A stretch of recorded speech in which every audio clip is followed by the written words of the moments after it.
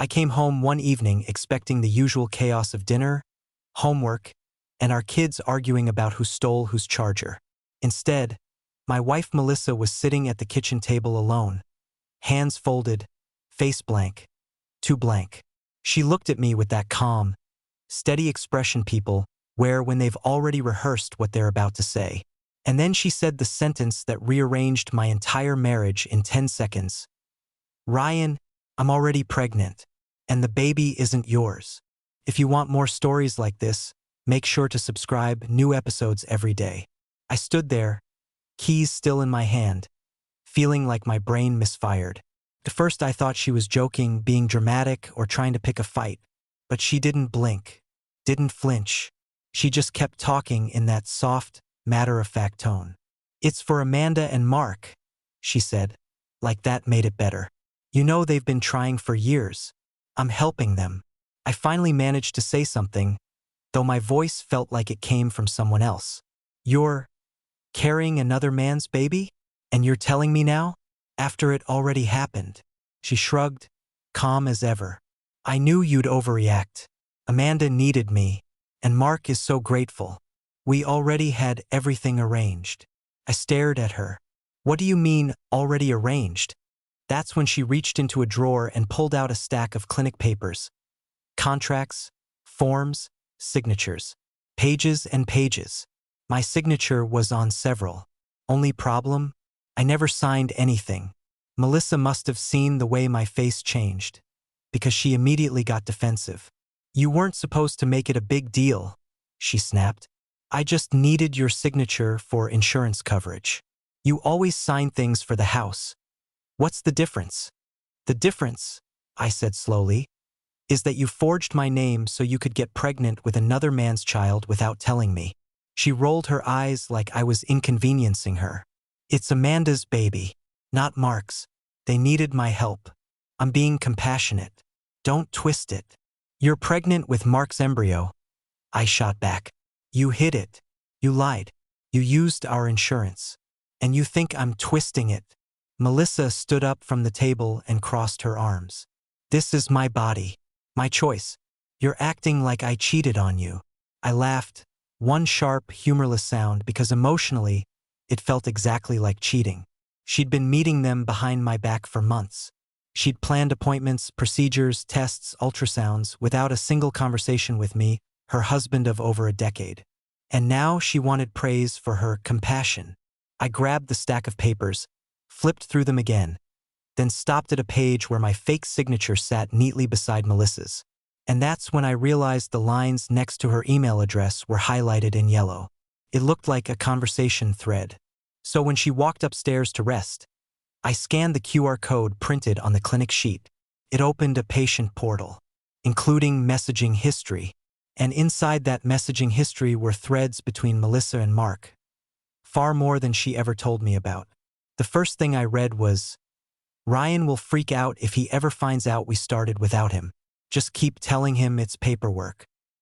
He never reads anything anyway." My stomach dropped. Then another message. "Honestly, Melissa, this whole experience is bringing us closer. Amanda agrees. It feels like we're finally doing something as a team. A team. My wife and another man. Discussing decisions about her body, our insurance, our finances. Everything a husband is supposed to share with his wife, she was sharing with someone else. And they thought it was funny. They thought I was predictable and clueless. That I wouldn't notice." For a long minute, I just sat there at the kitchen counter staring at the screen, feeling my heartbeat in my teeth. Betrayal doesn't always come from romance or physical cheating. Sometimes it comes from the quiet door you didn't even know was opened. The one where your wife steps out and builds a secret world with someone else. A world you're not invited into. When Melissa came back downstairs and asked if I wanted to order takeout, like nothing had happened, all I could say was, "I'm going to bed." But I didn't sleep. I lay there replaying every moment of the last few months. Every late appointment. Every hushed call in the hallway. Every, "Don't worry about it, Ryan." And sometime around 3 a.m., one thought crystallized so clearly it almost felt peaceful. If she wants independence so badly, fine. I'll let the law treat her exactly the same way. She made this decision without a husband. Now she could live with the consequences as a woman without one. The next morning, Melissa acted as if nothing in our marriage had detonated the night before. She brewed coffee, toasted bread, packed lunches for the kids, humming under her breath like we were the same well-oiled family machine we'd always been. I sat at the table watching her, seeing a stranger moving around my kitchen. Every time my phone buzzed, every time her screen lit up, I wondered if it was Mark. I wondered how long they'd been confiding in each other, how many private conversations they had before I ever knew what was happening in my own home. When she finally noticed my stare, she sighed dramatically. "Oh my God, Ryan, you're still mad? You need to let it go. Amanda and Mark are grateful. I'm helping them start a family. Why can't you just support me?" Support. What a word. She wanted the benefits of a husband without any of the responsibilities that come with being a wife. "You lied," I said flatly. "You forged my name. You used our insurance. You hid procedures. And you're carrying another man's child." She put a hand on her hip. "It's Amanda's child too. You keep acting like this is some affair."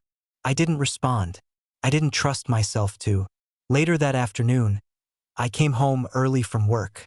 Melissa had texted me earlier to pick up milk, but I'd ignored it. When I walked into the house, I heard voices coming from the kitchen, hers and a deeper one. Mark's, the man whose child she was carrying. I froze in the hallway, listening. They were seated close together at the table, Melissa with her hand resting casually on a stack of clinic brochures, Mark leaning in like they were planning a surprise party instead of discussing my wife's pregnancy. "The transfer went perfectly," Melissa was saying. "The doctor thinks it'll be smooth. I already started the supplements." "Good," Mark said softly. "I honestly don't know what we'd do without you. You've been incredible through all this."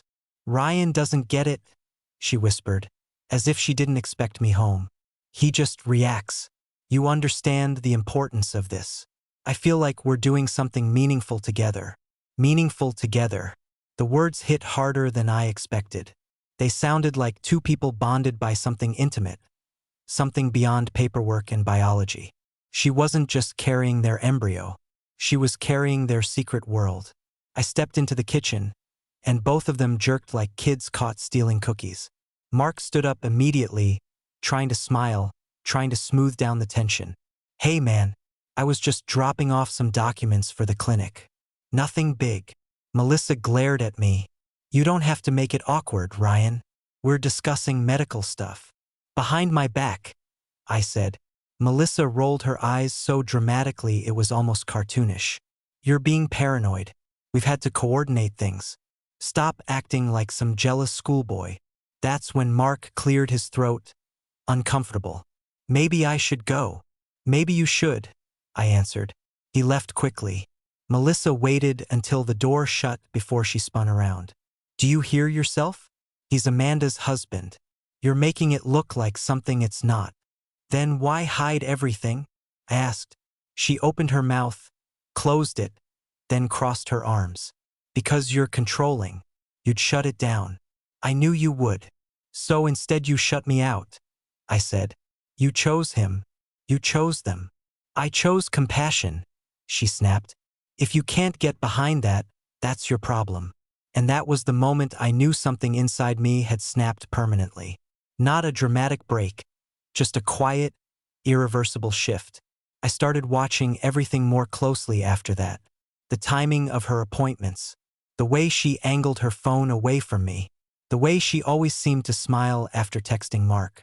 One night, I heard muted voices coming from the living room. Not our kids, not the TV, two adults speaking low and intimately. When I stepped in, I caught Melissa on a video call with Mark. She jumped like she'd been caught doing something shameful. "We're just going over the clinic schedule," she said. Mark quickly told her good night and hung up, but I'd seen the expression on her face. It wasn't the expression of someone talking to a brother-in-law figure. It was the expression of someone who trusted the wrong person more than her own husband. A few days later, I checked the insurance portal. Melissa had said the clinic needed routine tests, but the portal showed multiple expensive procedures, all billed to our shared plan. And the contracts she'd uploaded contained my signature, written in a style I never used. Clean, neat, rounded letters. Not my handwriting. It was irrefutable. Melissa forged my name so the clinic would accept us as a joint consent couple. She made medical decisions with another man while pretending I had agreed. When I confronted her with the billing statements, she didn't deny it. She didn't even look sorry. "I did what I had to do," she said. "Amanda and Mark needed this. I'm not apologizing." "You're unbelievable," I muttered. "You betrayed me." "I didn't cheat on you," she snapped.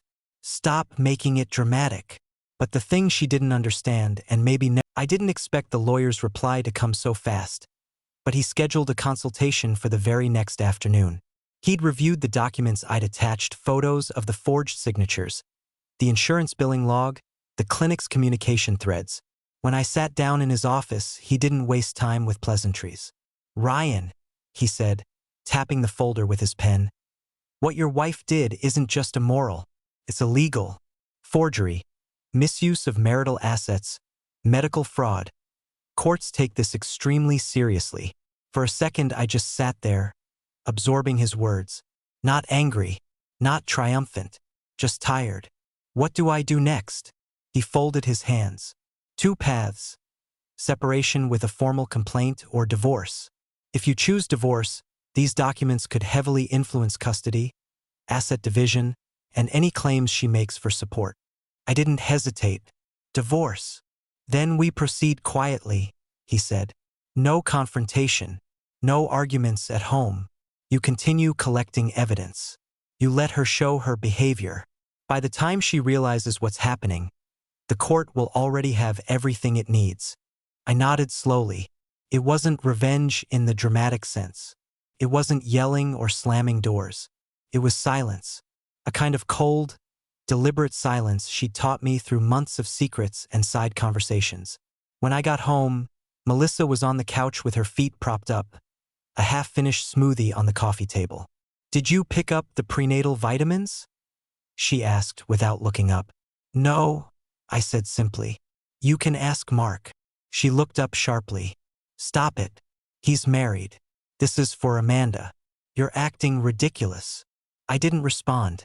I just walked past her, knowing silence annoyed her more than any comeback. Over the next few weeks, everything became a study in distance. She complained of fatigue. I told her to rest. She needed help lifting boxes. I told her to call Amanda. She cried one night because her back hurt. I handed her a heating pad and went to bed.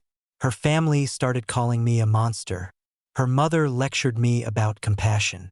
Her sister texted me paragraphs about how Melissa was doing something beautiful, and I should rise to the moment. I didn't bother replying, because none of them knew the messages sitting in my phone.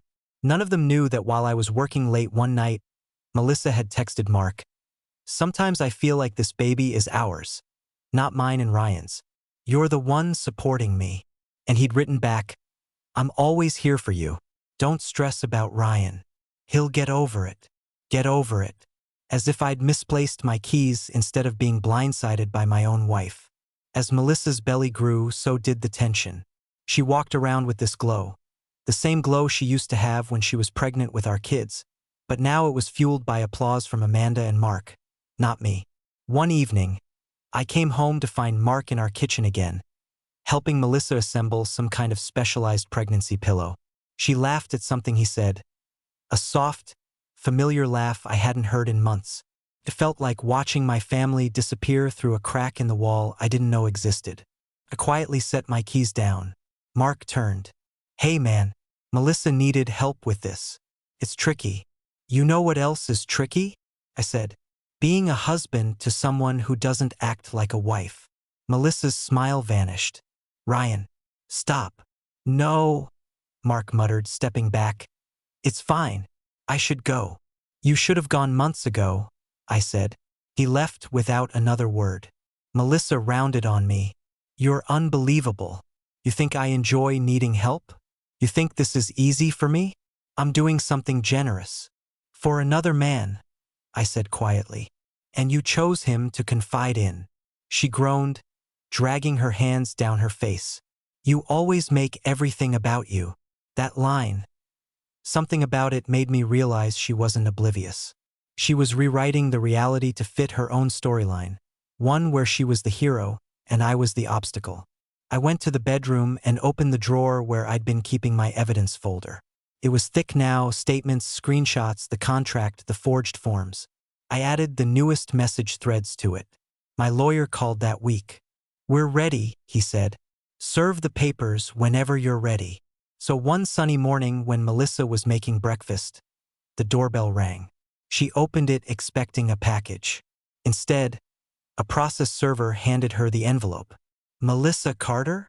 "Yes. You've been served." She froze. Frozen like a deer in headlights. Frozen like she finally understood the gravity of what she'd done. You filed for divorce?" she whispered, turning to me with disbelief and outrage mixing on her face. "Of course I did," I said. "You made every major decision without me. Now I'm making one without you." She dropped the envelope onto the floor. "I'm pregnant, Ryan. I need you. You needed me before you chose another man," I said calmly. "Now you can go to him." She burst into tears, but it didn't move me. Not anymore. The hearing was scheduled for a month later. And during that month she became a storm. Crying, yelling, apologizing, accusing, bargaining. But I stayed cold, quiet, focused, because I had something she didn't know about. The messages. All of them. Every secret conversation. Every intimate exchange. Every plan they made behind my back. She kept insisting the judge would see my cruelty, that I'd abandoned her. What she didn't realize was that the judge would also see every document she forged, every payment she made without consent, every message that proved emotional betrayal. I waited patiently for the day of the hearing like a man waiting for a clock to finish ticking. And when the day finally came, I walked into the courtroom with my lawyer and my folder. My cold, silent revenge wrapped in paper. The rest would write itself. Subscribe for more stories.